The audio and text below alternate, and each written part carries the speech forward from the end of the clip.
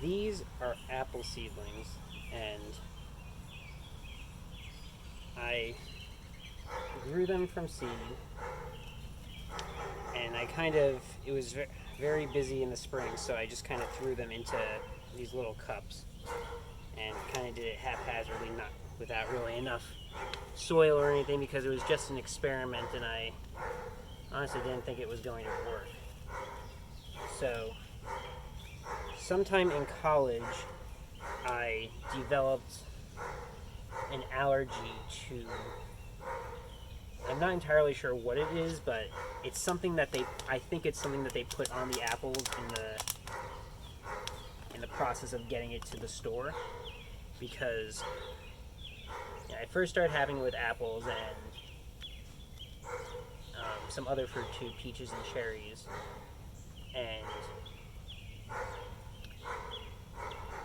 what I realized at one point was I would go to, say, pick apples or something, where I have a family member that has an apple tree, and I would go and eat an apple off of their tree, even though I'm allergic because I just like apples.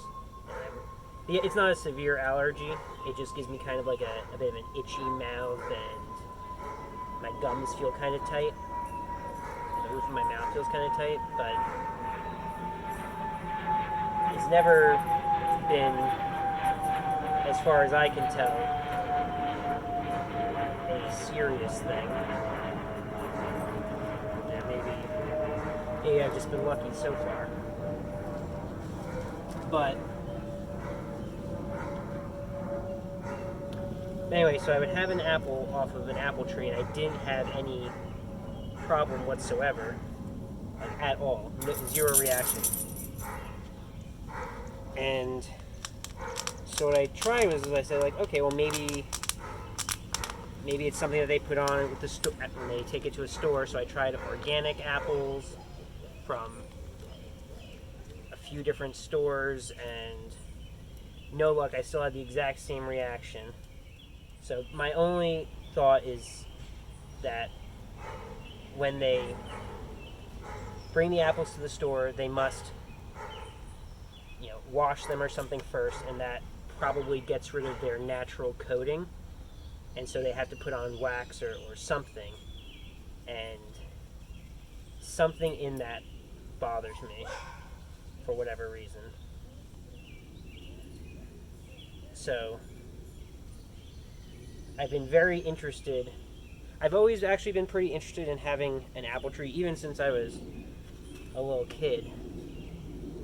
I wanted my parents to plant an apple tree in the backyard, but there wasn't really a good place for it.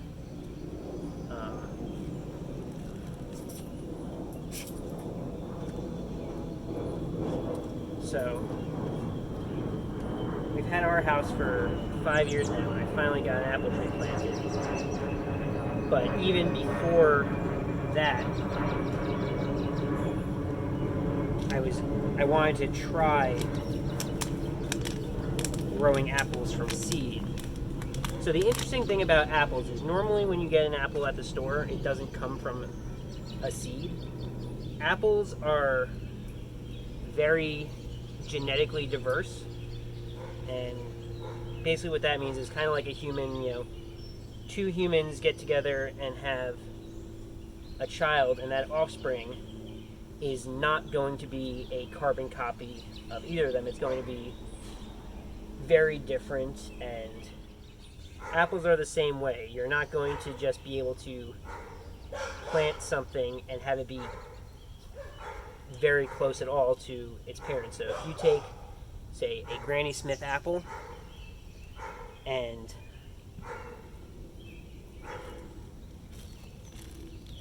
take the seeds out of it, the seeds that are in the apple are a result of it being pollinated by some other tree. Most apples are not self-pollinated, meaning you need a different tree to do it. And it could be a similar tree, but not necessarily. The point is, the vast majority of apples' seeds will turn into crab apples or like some apple that is not super great for eating. So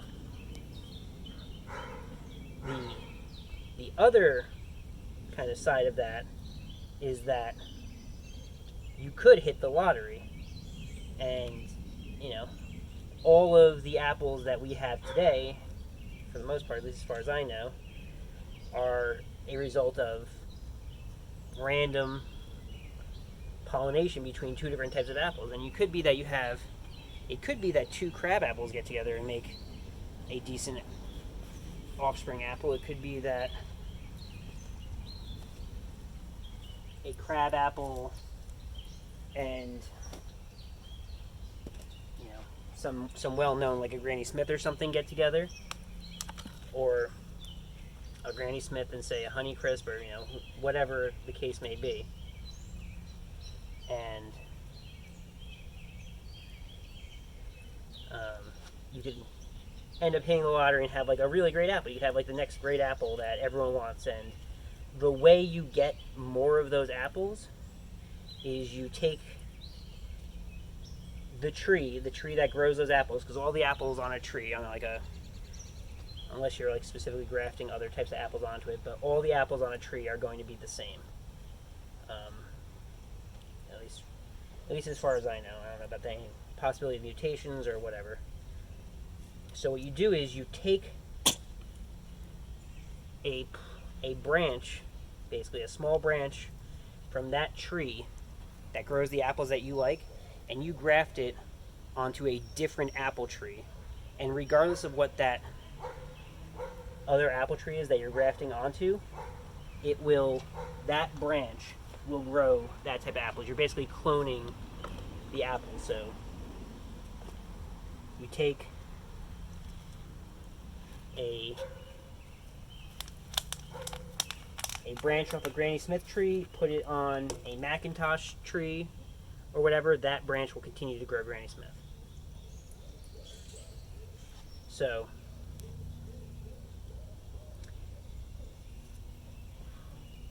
that is how you can propagate a great type of apple. And like I said, you could in theory hit the lottery, get a just phenomenal apple by random chance, and then because of that, then you could in theory propagate it, and in 10, 15, 20 years, I don't know, every time you go to the grocery store, your apple is on the shelves because everyone just loves that apple so much.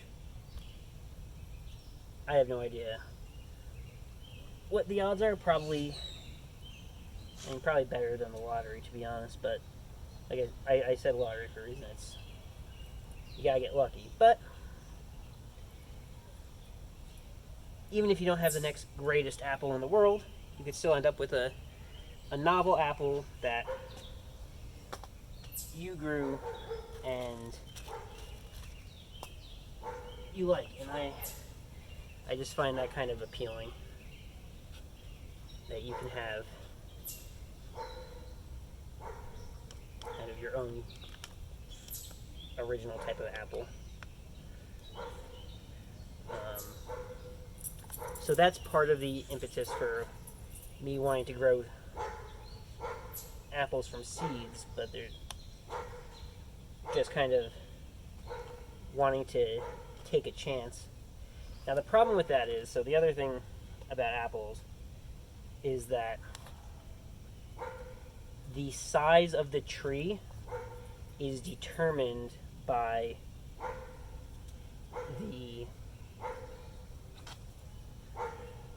the type of tree that is planted, so not grafted. So you need,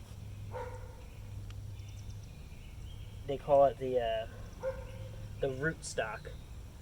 So there are all different types of rootstock, and they mainly, as far as I know, the big differentiator is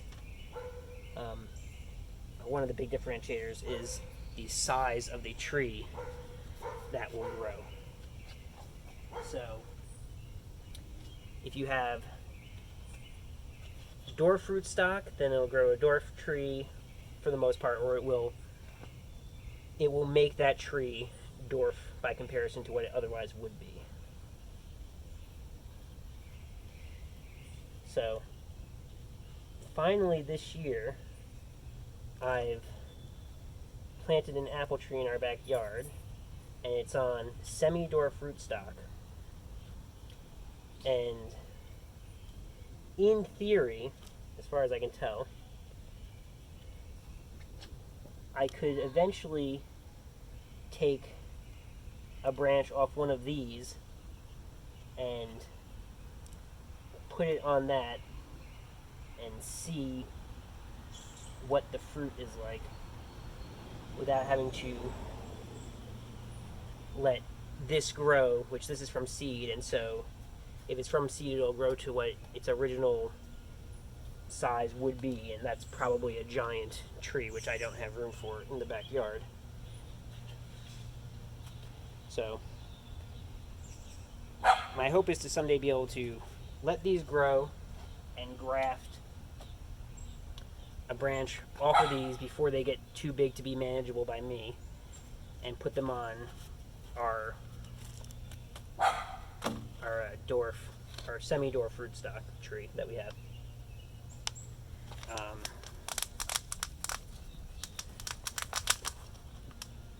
And so what I have here is so last September we went to a local orchard, and which I love to do because again I can get all the apples that I get in an orchard, I take them right off the tree and I have no allergy issues.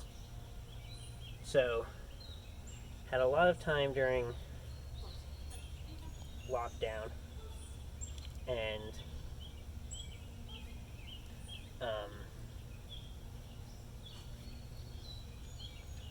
decided to take one of each type of apple that we got, and we got like 5 different types of apples, I think, and take the seeds from them and let them grow. And the way you have to do that is apples need a certain amount of cold hours. Apple seeds need a certain amount of cold hours before they grow. So you take them and you put them in a little plastic baggie, like I have here, and you put like some damp paper towels in there, and you put them in the fridge.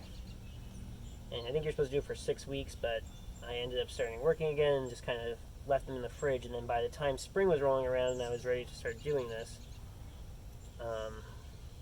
they had already started sprouting in the bags, and I thought they were not going to work. So I just very quickly and haphazardly threw them in these paper cups, and